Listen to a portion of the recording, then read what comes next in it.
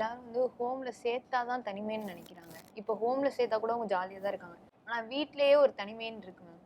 அது வந்து எப்படி சொல்றதுன்னா வந்து எங்க அப்பா வந்து நான் ஸ்கூல் படிக்கும்போது அடிச்சாங்க, காலேஜ் படிக்கும்போது அடிச்சாங்க, நான் வந்து வேலைக்கு போகலன்னு என்ன திட்டிட்டே இருந்தாங்க, சாப்பிடும் போதெல்லாம் திட்டினாங்க அப்படின்னு சொல்லி அவங்க திட்டினதை மட்டும் தான் பாக்குறாங்க.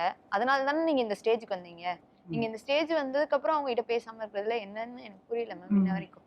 நான் வந்து அவங்களுக்கு டேப்லெட் வாங்கி கொடுக்குறேன், கரெக்ட் டைமுக்கு நான் மெடிசனுக்கு கூட்டிட்டு போறேன், மெடிக்கல் கூட்டு போறேன். ஆனா வந்து நான் வந்து சென்னையில இருக்கேன்னா அவங்க குழந்தைங்கள கூட கூட்டிட்டு வந்து காட்டுறது கிடையாது. அவங்க வந்து எதிர்பார்க்கிறதே அவங்க பேரன் பேத்திங்க கூட வந்து இருக்கணும், ஹாப்பியா இருக்கணும். 50+க்கு மேல ஆயிட்டாலே வந்து அவங்களே ஒரு சைல்டு மாதிரி தான். அப்ப அவங்களோட கிராண்ட் பேரண்ட்ஸ் கூட தான் அவங்க வந்து டிராவல் பண்ணணும்னு நினைப்பாங்க. அதையே பிரிக்கிறதுக்கு ஹோம்ல சேர்க்கறது எவ்வளவு பெட்டர் மேம். ஏன்னா வந்து அவங்களுக்கு அங்கே ஃப்ரெண்ட்ஸ் வந்து அந்த மாதிரி இருக்காங்க.